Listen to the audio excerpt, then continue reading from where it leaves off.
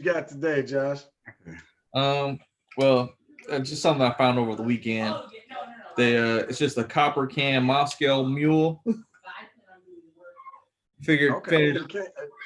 In the copper can, huh? Yeah. Today, Josh. Oh man, Moscow Mules, eh? Well, figure just something I found over the weekend. Figure I finish off summer, whatever summer we had with some refreshing libations. Something refreshing. All right. Is that made in the USA? Oh, probably. It's who's this made by? It's what company is this? The Copper Can? Is just the company as well? Craft vodka, ginger beer, lime juice, gluten free. Where is this from? I just found this somewhere over the weekend, so I don't even. Doesn't say where it's from. Oh, okay. But yeah, you know. It'll do in a storm. You say it'll do in a storm. It'll do in a storm. Any cover in a storm. Yeah, it'll all work in the storm. That is, I'm writing that down. It'll do in a storm. It'll do in the storm. Yeah. I'm waiting on Chris went to get saying any cover, you know, if it's a do, you can get up under anything, you know, it'll do till the storm pass over, and then you go for the good stuff. So there's the explanation. This is the beer that you be drinking. It'll do in the storm. That's no. Storm's over, man. I got a choice here. Ooh. Backers. How did you run across that? That's funny. How did we come across it? Yeah, how did you run across backers? I never heard of it. Reading I asked on it. Just looking through Instacart, just seeing what the store had that was near you. Yeah. So I mean, I don't know. I just read the description. A lager, German lager. Oh, they have beers. But see, I'm asking, you don't find this in any store. How you get it? Like, oh, it's at your local Aldi's. Local what? Aldi's. Aldi's. Yeah, isn't what's that? The grocery store Aldi's. Yeah. I didn't know that. I didn't even know they sold beer. Okay. I ain't been there in a long time. Yeah, the one on Van Born. Yeah, that's the one on Van Born and Telegraph there. That's where it came from. Telegraph. Yeah, okay. Yeah. No, I know. All right. Yeah, you can get some. So today I have Rumpkin. I don't know. Let me kill my background. Yeah, the backboard be messing up. Yeah, like LeBron and them last night, huh? Oh my goodness, I was sitting there watching that game out. It was really captivating. Actually, that was a good game. It was. I actually stayed up. I paid for it, but I stayed up.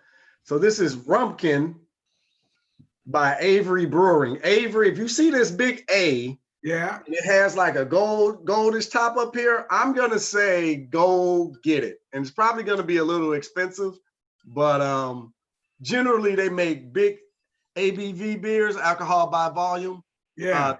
This Rumpkin is a 16.9% ABV. Oh wow. That's alcohol, eh? Yeah, alcohol by volume. Yours is probably like 3. Yeah.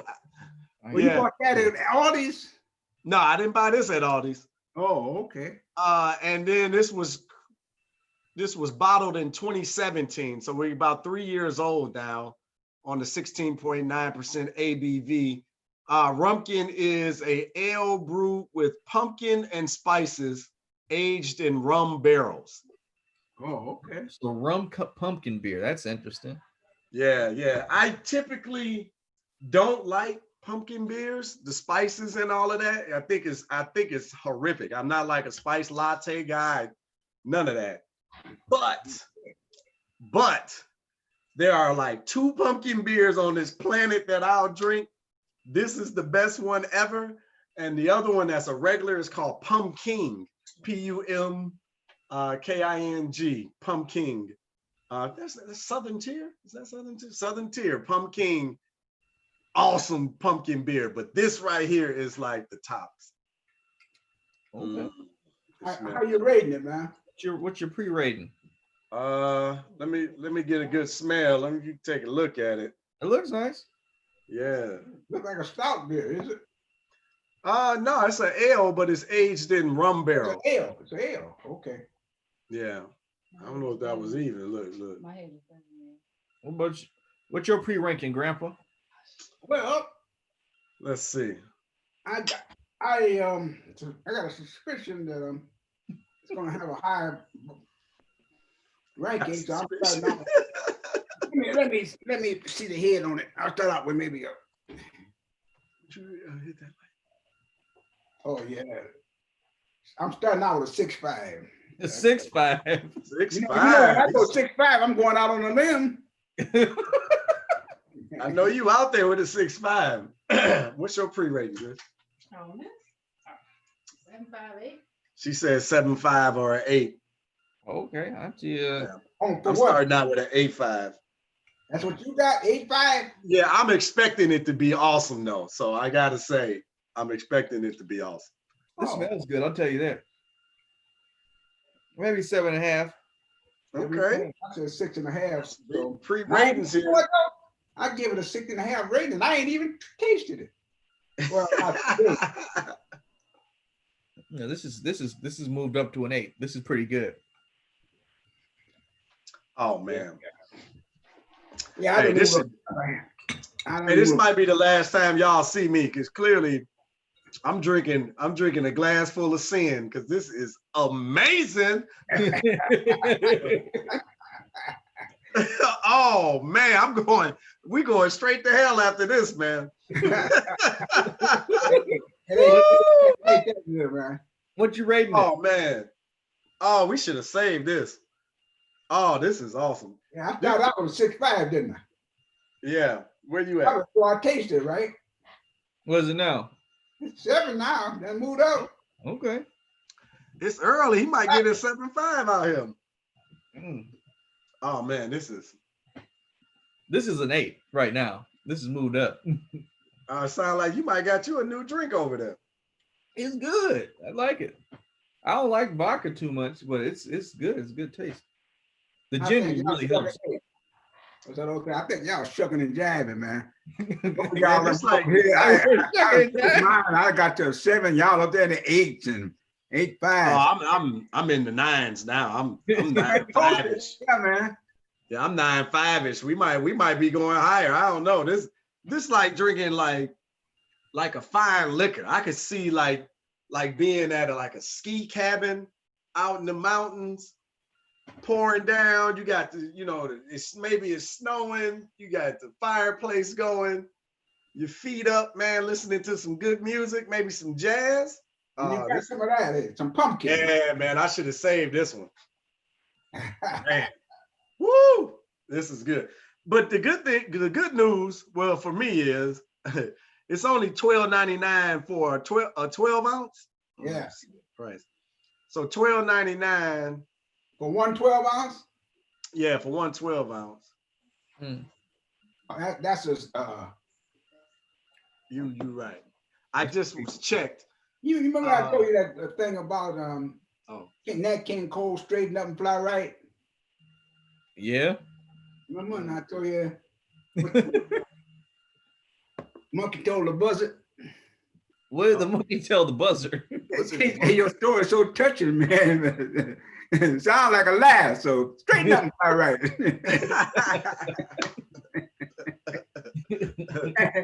I mean, you heard the song.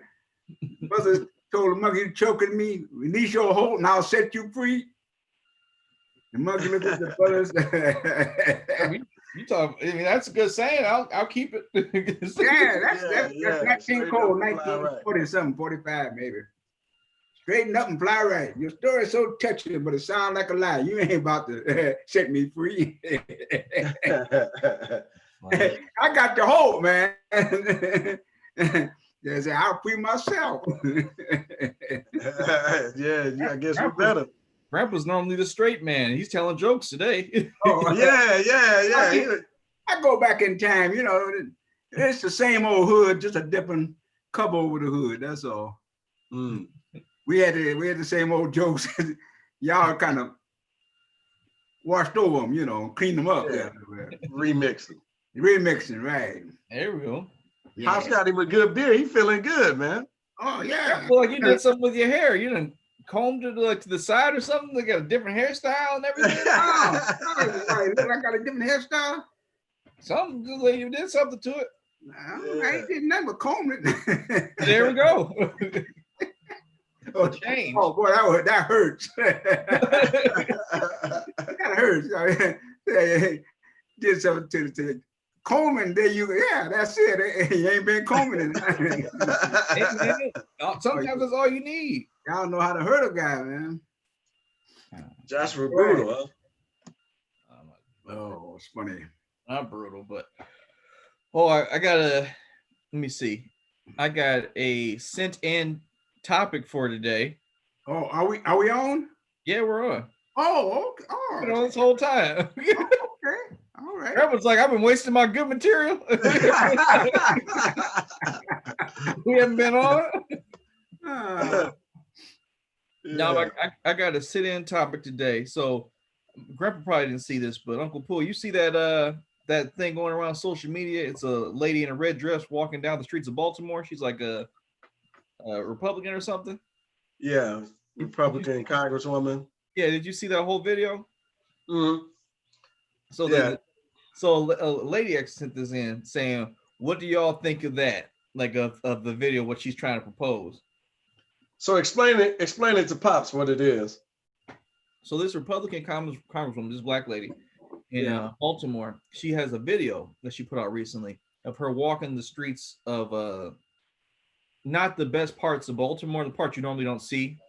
Yeah, and right. She right. just like, this is what they don't want you to see. Like, when people talk, she goes on to say that Baltimore has been Democrat run for like 53 years or something like that, and the city has just been in dire straits. And then she goes on to say that any Democrat ran city is often, you can correlate that to how bad black people are doing. And it was a few other things she said, but it was well, that's the request. They're saying, like, talk about it. What do you think about that? She's a black Republican. She's like, I think she's saying she thinks black people should go towards voting more Republican because Democrats haven't done anything for them, essentially. The first thing I'll say is she didn't offer an solution in that scene. Yeah, I mean, there was I a whole lot of finger pointing and blame, but there wasn't one solution. Go ahead, Pops. I've heard that narrative before. That's the reason I was thinking she wouldn't have no solution, because it's getting kind of common now. Every time you look on a Republican talking about something and things ain't changed, and the city run by Democrats is doomed to fail, But I'm beyond that, man. Beyond it. Yeah, I'm beyond that doomed to fail stuff, because you can describe the neighborhood, whether it's red or blue, by who's in charge. Right. Yeah. Well, does that speak more to the fact that, like, when we see people running for the black vote, like even recently now, you see people coming around saying, like their black agenda is no more Trump, and that's it. Like, you help us vote Trump out, we won't give you nothing, but Trump has got to be out. And then this lady turns around, in the video, she's like, this is because, like, this Baltimore's because, like, this areas like it because of Democrats. And then, like Uncle Pooh Bear says, she doesn't give any real. She just says, try changing it up, vote for Republican. But she doesn't say what they're going to do. Like, none of these candidates, none of these people have actually said a real black agenda. I'm with you. Well, let's go back and attack the video a little bit further. Mm-hmm. One, like, that's a movie set that she's walking. If the streets look familiar, you've seen The Wire. Like that, it opens with that corner store. Like, literally look at that corner store and tell me you don't recognize that from The Wire. Mm-hmm. So it's staged, but just not to say that there aren't dilapidated areas of Baltimore, right? Because there are. Dilapidated everywhere, Well, yeah. So that's that. But two, the bigger thing that she's glossing over and saying, oh, it was the Democrats that did it. It's really white supremacy, because it doesn't matter which party it's inside of. Democrat, Republican, they've both done the Black community no favors. So that's really the root issue is white supremacy. And we should be pushing what I term now Black sustainability, since most of these Negroes are not ready for the term Black power, but it's the same thing, Black sustainability, which ironically is really a Republican concept, or at least what they talk about. Pull yourself up by your bootstraps until we start to do that, and then they undermine every effort of that, and they've done that consistently over the hundreds of years that this country has been around.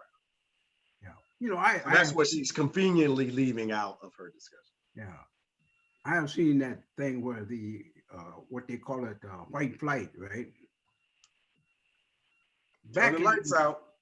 Back in the 50s, Detroit, I think, may have had a population maybe 2 million people.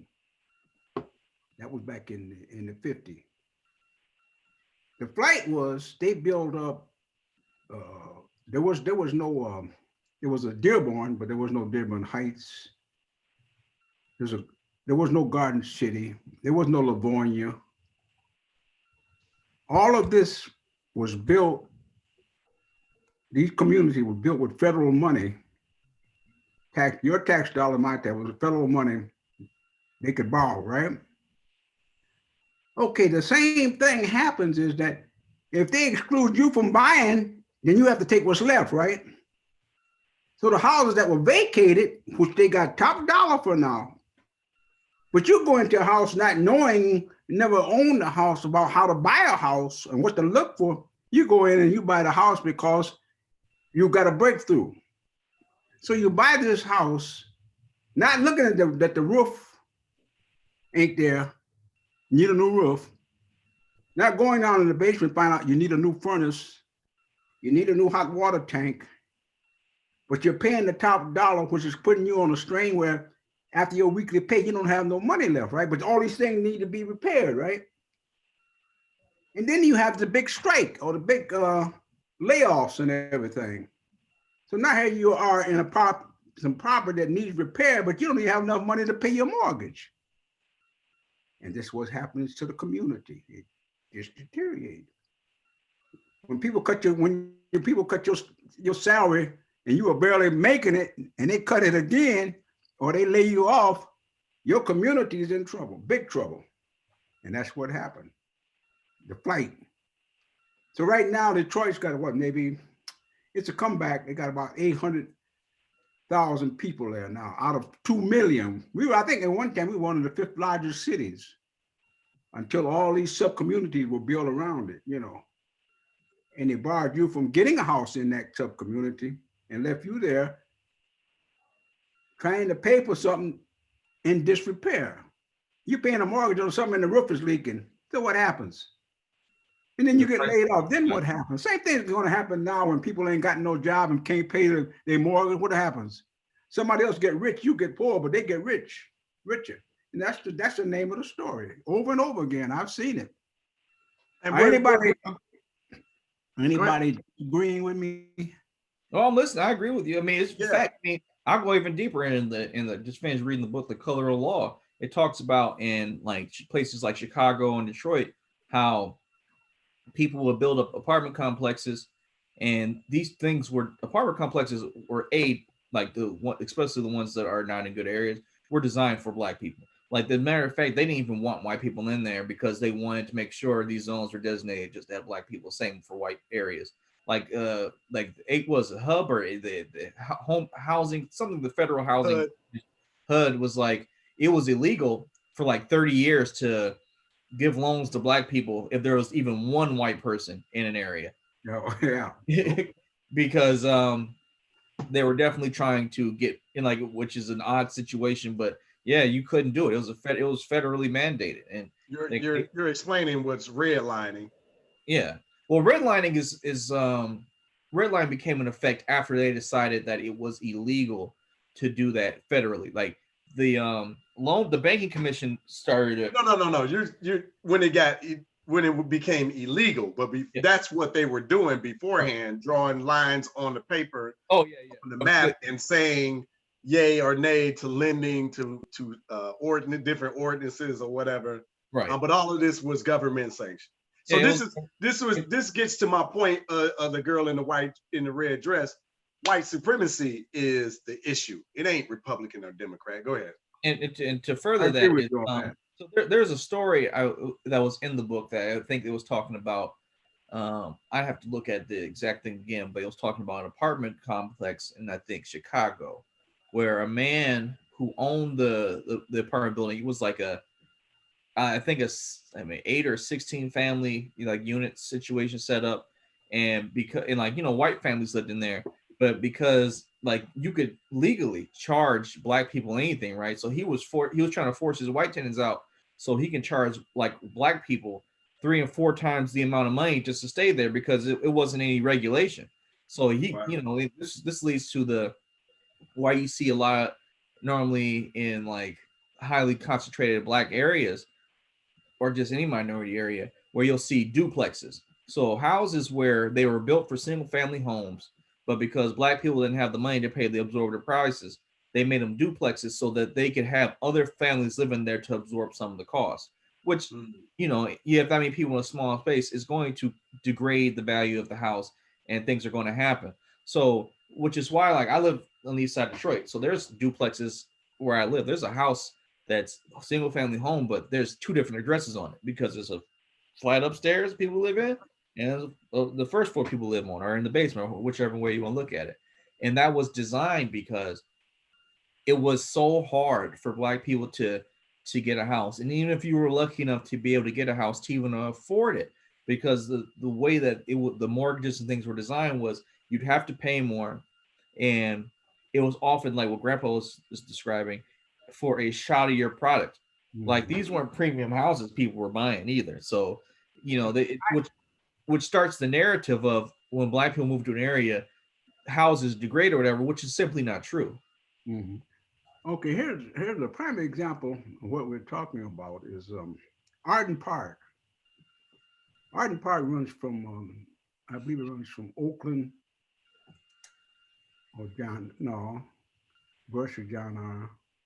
Yeah, it runs from I think from maybe John to Woodward Avenue, whatever the Woodward backwards.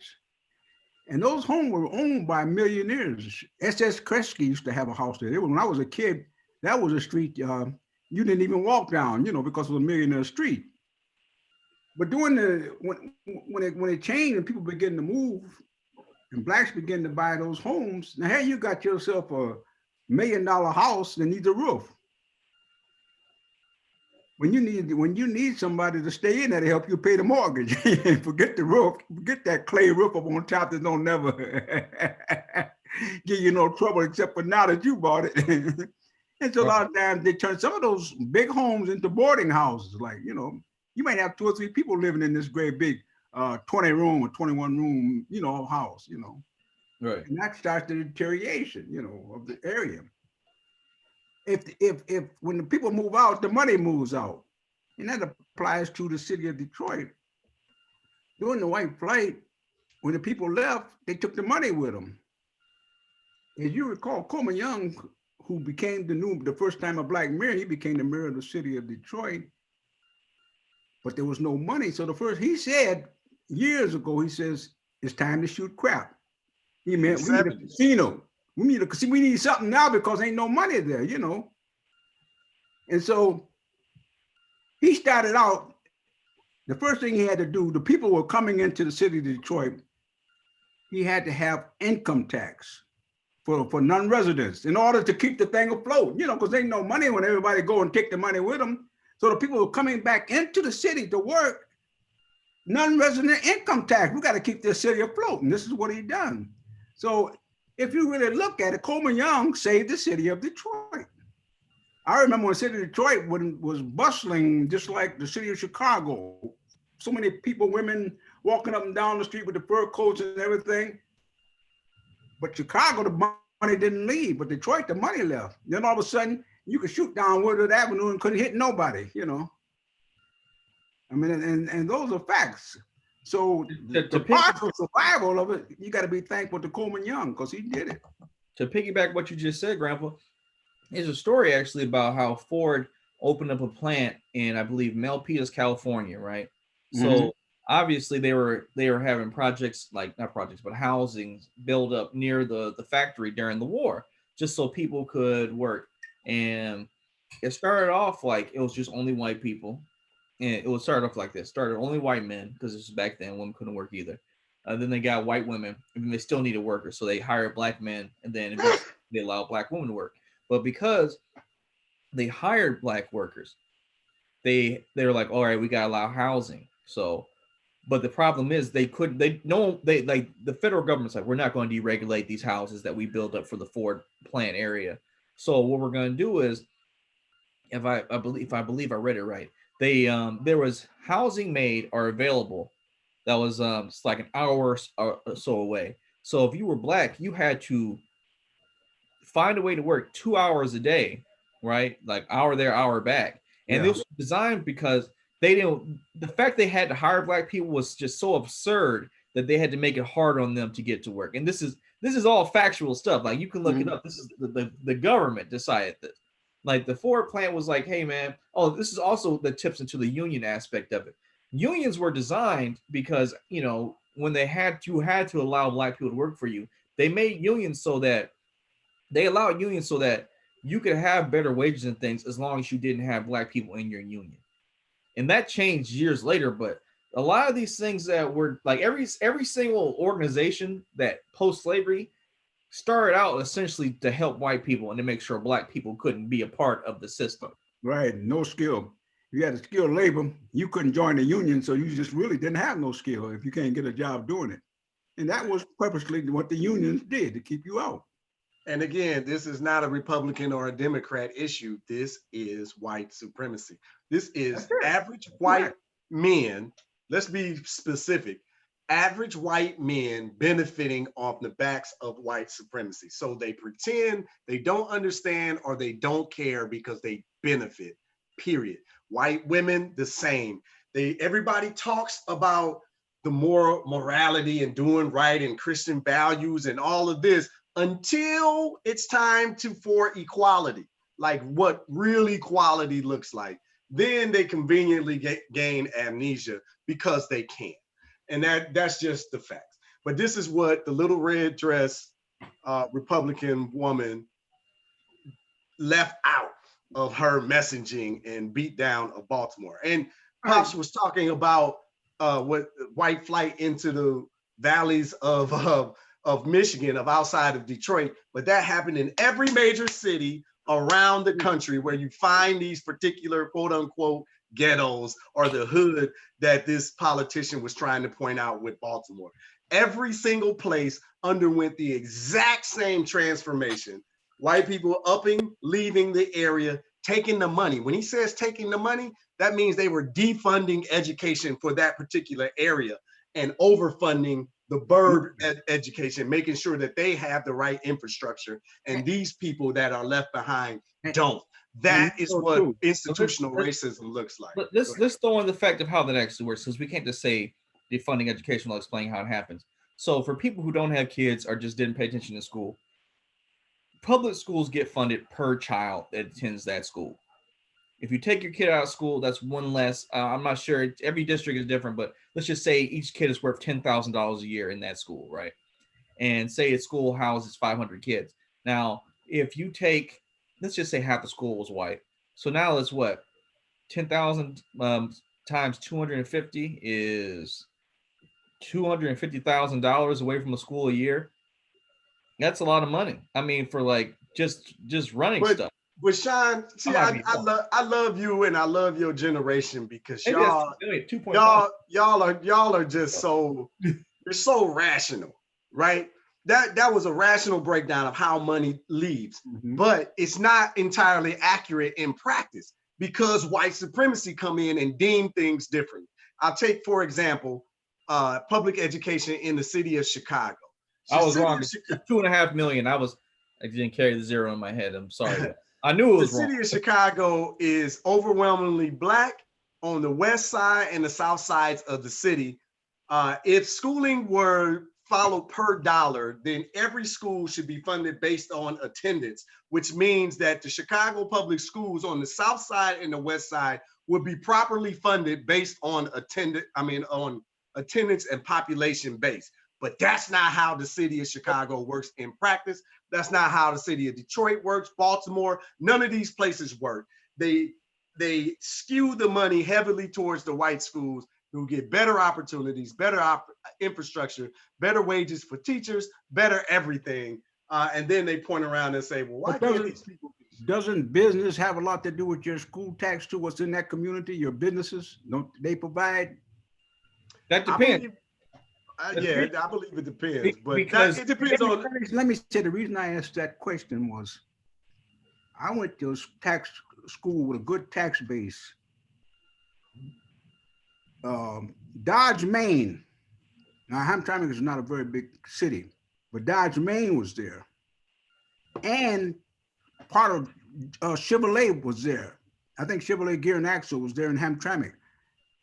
Now, when you're getting that corporate taxes, that can make a hell of a difference in your school district. You think? That depends, Grandpa. That really depends because it depends on the tax breaks that are allowed for these companies to bring their business to that area.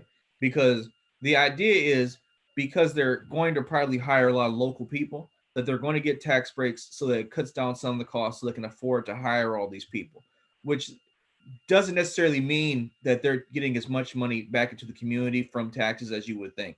No, but the money is already, the business is already, see, here's the thing, the business was already there. Now, the city of Hamtramck was basically Polish. I was sitting in a class, and I've been in a class with only one Black person, or maybe two. And many times I've been in with just one, you know. It was you. But wait a minute, let me say this now, but they had a hell of a tax system for the schools. They had a dentist, every elementary school in the city of Hamtramck had a nurse, a full-time nurse. Every, the junior high school had a dentist for everybody. I'm talking about back in the 30s now with this good tax base from Dodge, Maine and Ford. I mean, but the thing is, you bring that business in, they pay taxes. That's going to be a hell of a good tax base for your school system. I would tend to agree with that. I don't really know how it all breaks down, but even if it was just more business in the area, you got more people that are employed, and more people employed are paying in to the tax system, which is better and is done differently in our communities. Obviously, we don't have business entities inside of our communities that generate jobs for the local community, but that's another discussion for integration. Okay, let me take this into consideration too. Throughout my career, school, elementary school, junior high, you know that I never bought a pencil. I never bought paper, notebooks. That's incredible. Huh? That's incredible. The school system provided, if you wanted to play an instrument, they had the violin, you could learn to play any instrument there was, and they provided all the instruments. Now this is the city of Hamtramck.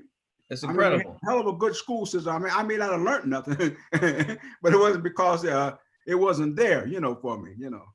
No, I mean, what you just said was incredible. Like, you will never hear a kid today say, like, there's the reason why there's back to school sales at like Walmart and things like that. It's because schools aren't providing these things for the most part. I mean, I'm sure there are some of it all, but they provided it all back in the day, you know.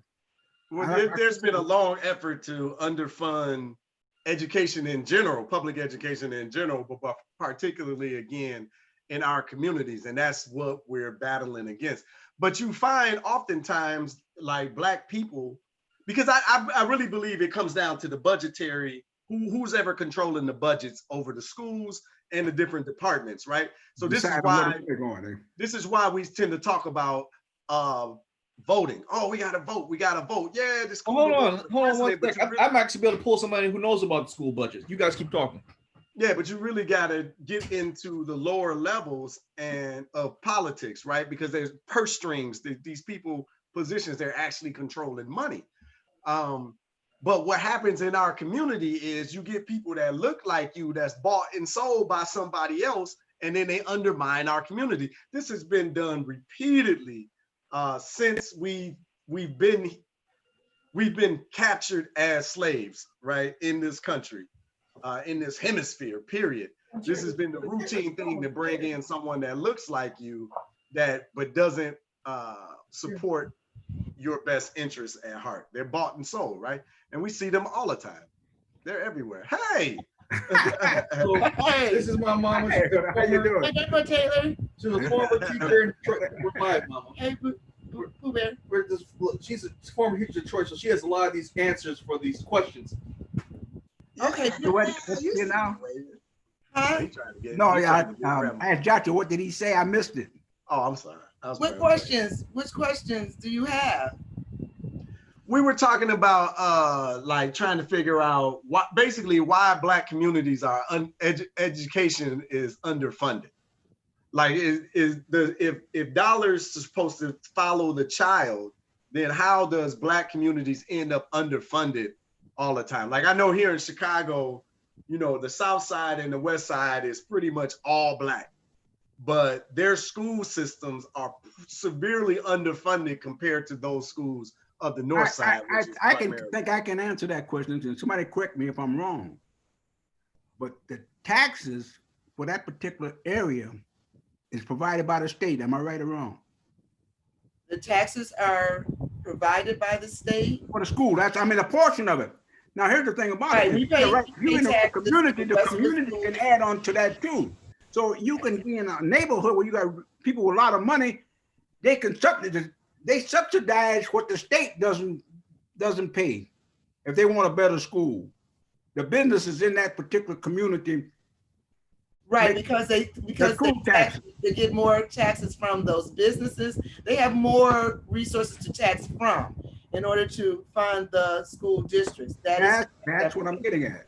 That's correct. And then it doesn't help if the school district may or may not misappropriate the funds and the funds don't get to the children properly. The funds may be in place, but if books are purchased and then they sit in warehouses and they don't get to the students, then that's unfortunate.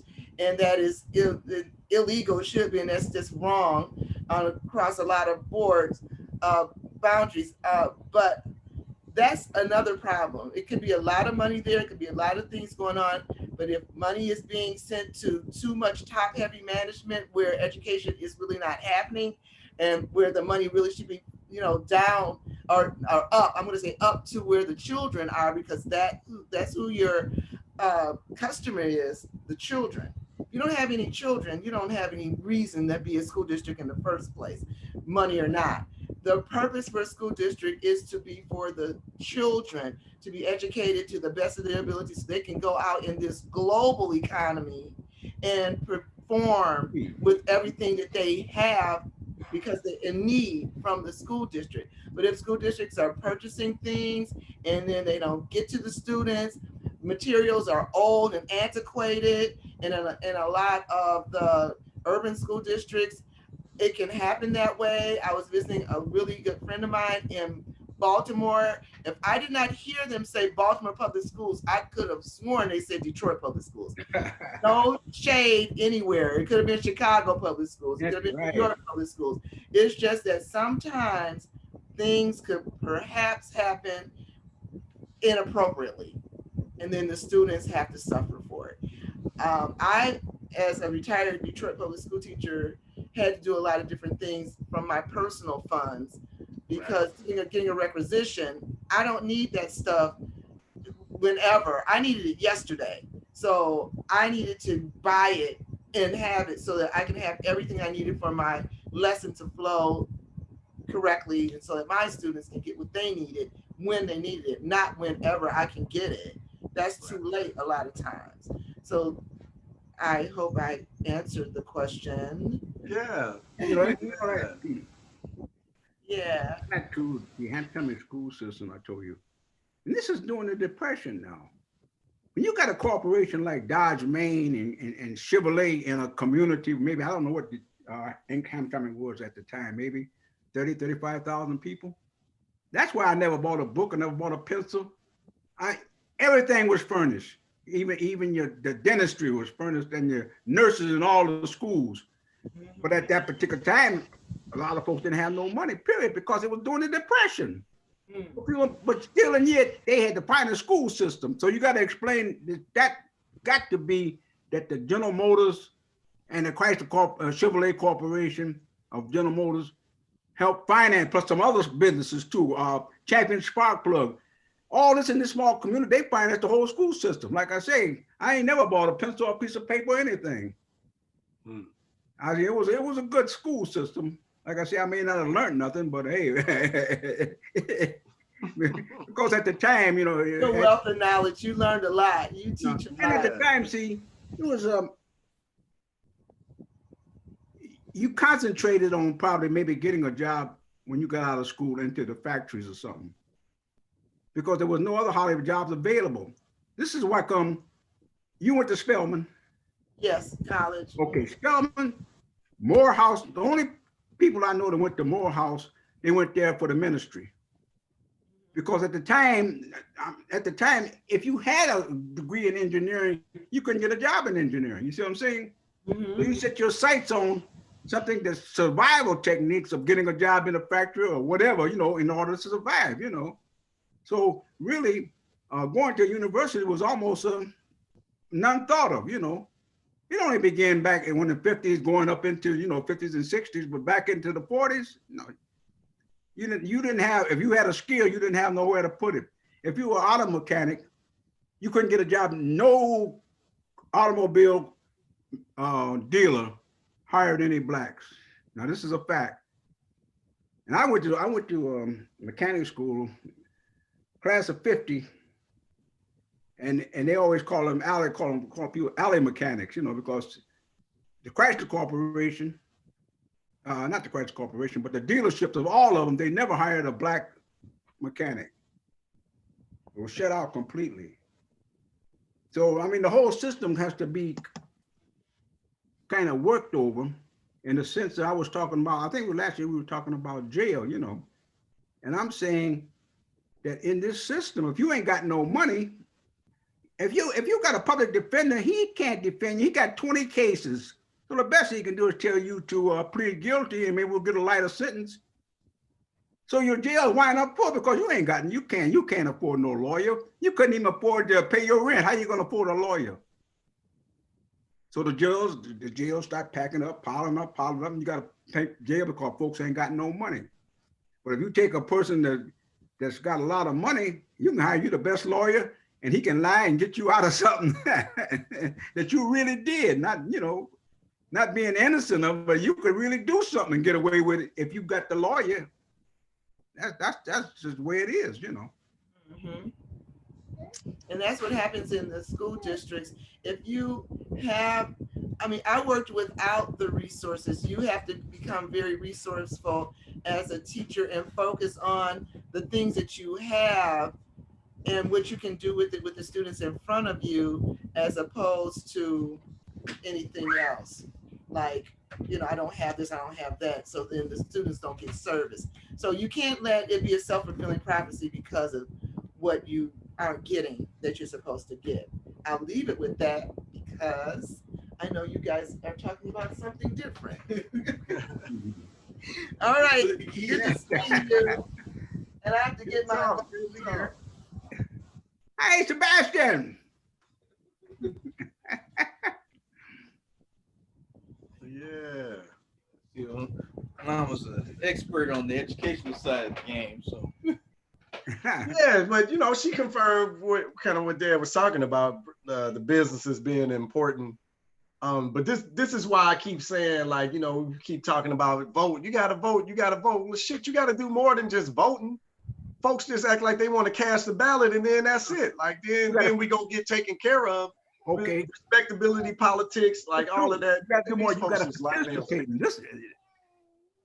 In this particular, you got to participate, not just vote. You got to participate. You got to get out there, even though what you do may be so little, so you think, but it's all a part of that big whole. If everybody get out there and do a little something, it winds up to being a whole something. Man, you got to lobby. Listen, it's only one way out of this for Black people. You got to do what everybody else is doing. You got to buy your damn politicians. If you don't buy them, you don't control them, you don't own them, period. Like we moralize too much. I love black people, but we just moralize everything, figuring that God gonna make a way and people gonna act right at some point if we just continue to weather the storm. Look, it ain't about to happen, B. Like you got to just do for yourself. Like at some point, you just gotta wake up as a people. Not enough people read the whole passage. They just all they it's called faith. It's faith without works is dead. If you don't do nothing, it's not gonna happen. It says it. It's like when people come at me about because it's not like I don't pray or anything, but it says it cut and dry. And not just in Christianity, and in most every religion, it tells you whatever deity is there, that the deity is going to help you on the path, but you still have to be on the path. You still have to take action and take responsibility. So it's there's no excuse. There's nothing that I've ever read that says if you're a nerd, that change will happen. Like that was classic. Like even when you pray, you're taking action. No religion ever. Even if you pray, you're taking action. Even when you're doing a science experiment and you're viewing something, because if you're viewing a molecule, it's either in that position when you saw it, or it's going somewhere else. It's not in that position when you're looking at it. Like every school of thought it requires you to do something in order for action to happen. Every action has equal and opposite reaction. Like there's nothing in the universe where if you stand perfectly still and hope that something will change. Nothing. Well, the book of change in the black community is vote and pray, and vote, pray, and go to work and take care of yourself. And like that, and that, that's honorable to take care of yourself, but that ain't doing shit for us collectively as a people. Like, and that's just the damn truth. Everyone is organizing with themselves. There's not, I don't think like, there are some rooms, but I don't think there's a lot of rooms of white people or any people just sitting up and being like, oh, we're just about to hold these black people back as far back as we can. And they're laughing evil grins. They're just busy working on their shit. They're just advancing their agenda, and their agenda has nothing to do with you at all. And as long as you're not showing up to do anything, they're just going to continue to take more and more because this is clearly let me say this one thing real quick, Grandpa. It's simple. We are so busy as a community trying to publicize our damn plans. Ain't nobody like if you're obviously behind the 8 ball and people are trying to gain, it's like, let's just throw good and evil out of it. If there's limited resources, you're gonna tell the other person your plan, and they're not gonna tell you your plan how they're gonna get resources. Who do you expect to win that? Like, well, no knock on Biden, Kamala Harris is the Democratic choice pick.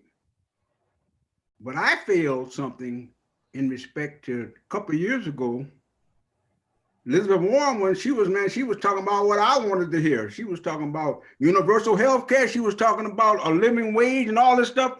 But my thing was, I sat back and agreed with her when I should have had a sign going down 2 or 3 years going down there, at least doing my part to see if Elizabeth Warren gets even shape.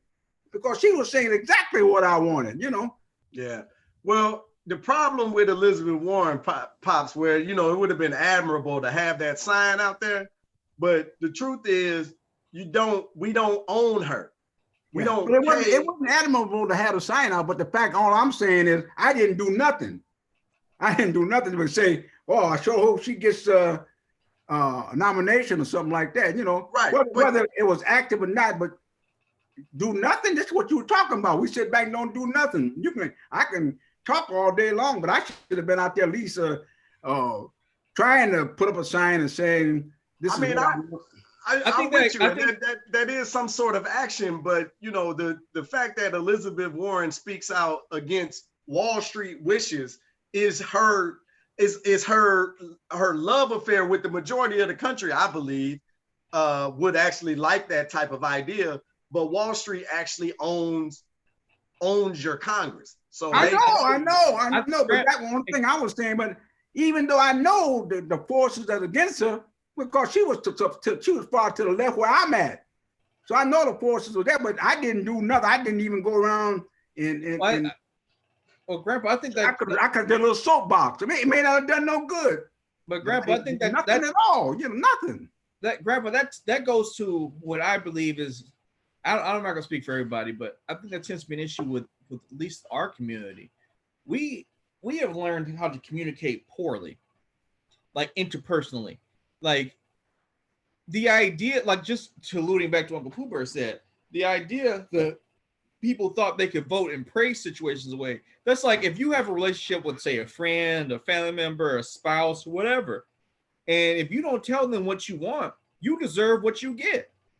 If you don't put out there a plan about how I want this relationship to go, and things go poorly, that's mostly on you, because you allow people just to do exactly what they're just going to do. Unless you guide someone on an idea of what you expect of them, they're going to give you anything. And so far, our vote, our politics, our business plans as a community have just been, I'm just going to go out here and do something, and I'm not going to tell nobody else what I'm going to do, and things are just going to work out. And that's not how things work. Like, you need to have interpersonal relationships in everything you do.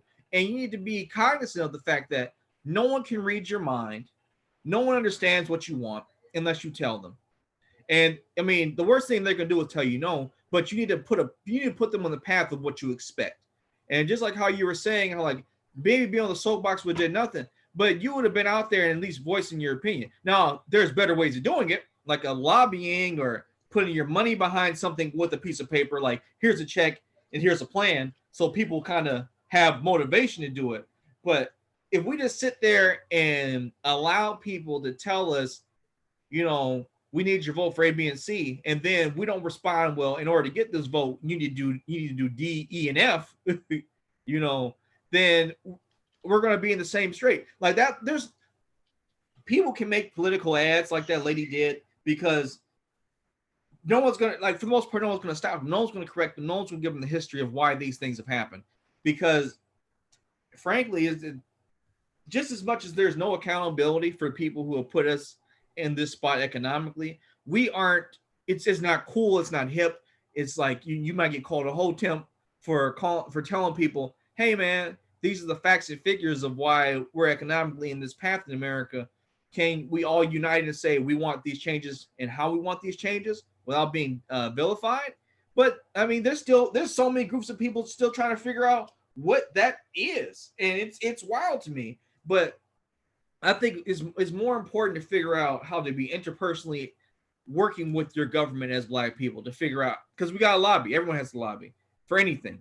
That's just a part of the game, and we need to figure out how to do that. And it doesn't need to be all of us. It just needs to be people who understand and have the funding or the ability to rub the right elbows, shoulders, whatever you call it, and grease the right palms. I mean, that's really what it goes down to.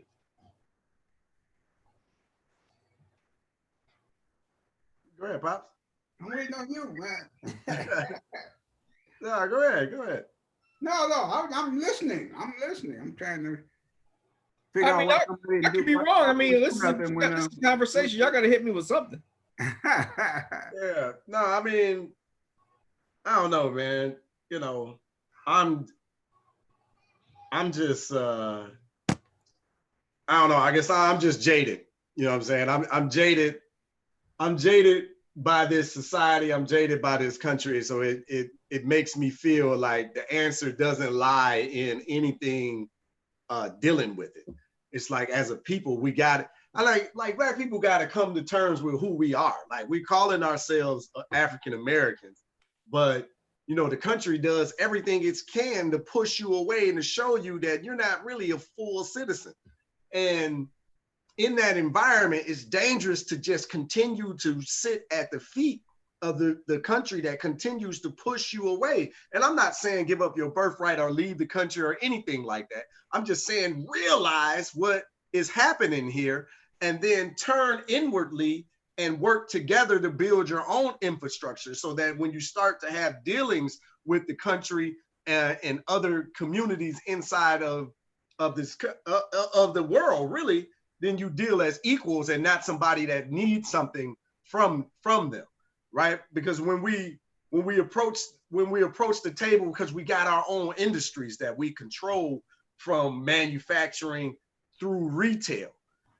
When you have industries like that, where you can hire your people, where you can farm and source your own materials, where you can create the tax base that you need inside of your community, where you can buy your local politicians for them to effectively administer things like the school board, the funds, keeping the policing out of the school systems, funding your own judges on a local level, so that you can, like, we got to start there, because this collaboration and this coalition building with other groups has never served us since we've been here in this country. And you can't look up any situation where it's practically really worked out for us. So we got to stop coming from a position of need and begging, right? It's like being desperate, right? Nobody wants to work with anyone that's desperate, right? We just need to turn inwardly and do like we did before integration, right? They're telling you they don't want you to live near them, don't live there. They're telling you they don't want you to shop with them, stop shopping with them. All you got to do is support your own businesses. When you start spending your money inside of your community, you hire inside of your community, you start funding your own education, you get a better crop of children, a better crop of professional, more intelligent people, more investment in the community, more institutions that's working to help bring up the community, more opportunity around, more political clout locally, and it continues to build and it festers. That's the real only situation. Just voting and praying, that shit ain't working. It ain't never worked. And anytime, and soon as you identify a sellout that's being bought and sold, you got to get rid of them. Like, you can't be negotiating with these people, man. If somebody gonna sell your community out, you got to toss their ass. Like, they got to go. Period. I think to add to that really quickly is to say that just like we got to be within our community, we got to support people in our community. Like, like what you were saying, but more so that,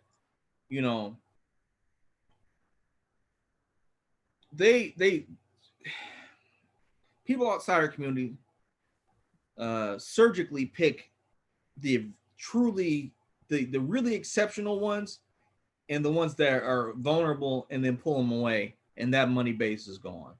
And that could be the super elite ones, and that could also be the ones that are social outcasts that people in our community don't see a value for.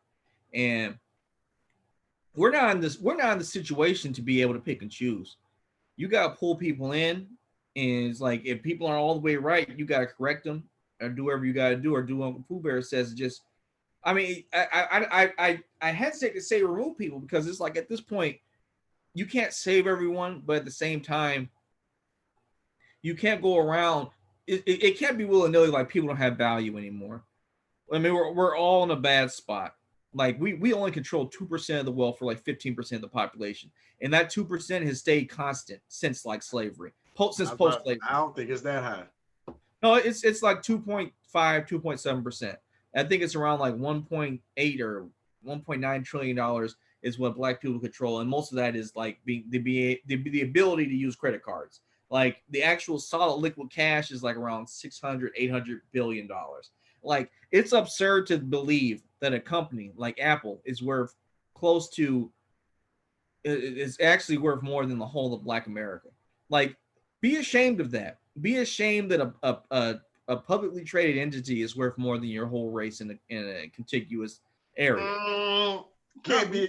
America should be ashamed of that. That's who should be ashamed. That's the heart of capitalism.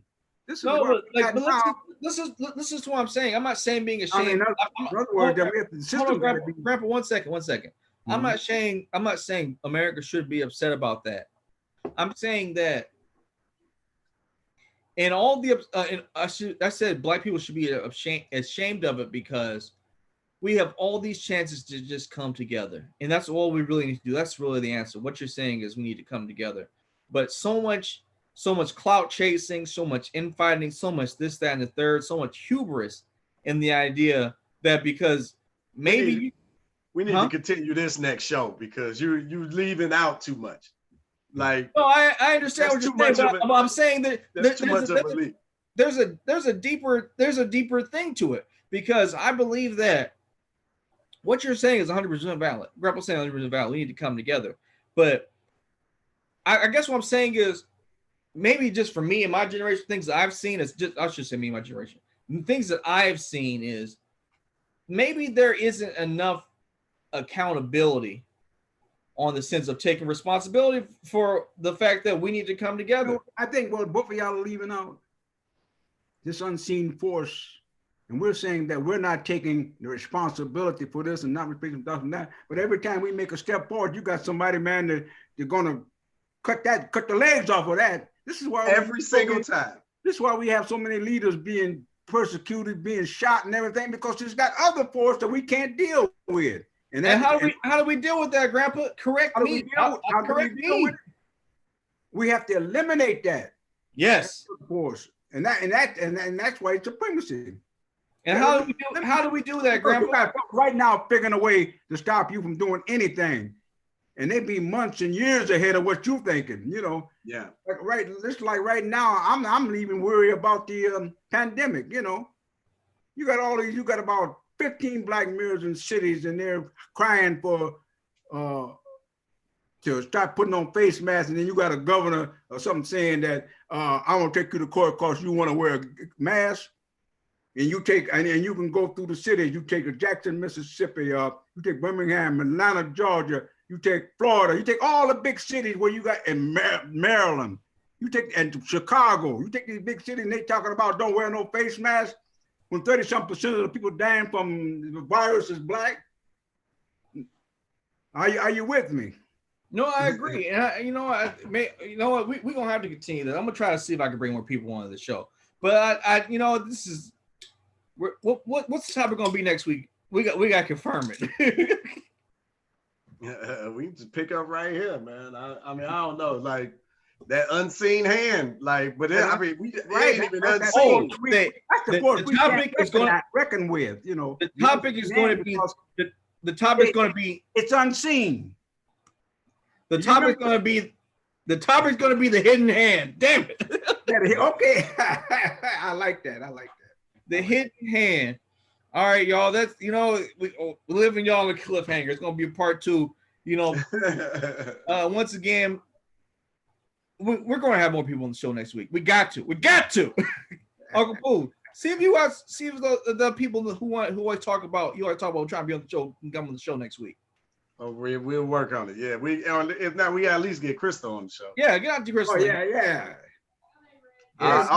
She just said y'all ain't ready. Hiding in the background. Pop say you been hiding in the background. Yeah, at least come out and wave at me. Uncle Pooh, tell the Chris. You ain't getting them donuts from no Battle Creek. Oh man. Tati Crystal, her nephew's son misses her, and he hasn't seen her in a long time. Oh, CC looking for you. All right, so we'll drag her on to the show next week. Oh, next week is going to be a banger, everybody. We got to continue this. Thank you, guys. Yeah, all right. Yeah, we hit the surface some things, but the unseen hand next week continued. Next week it continues. Yeah.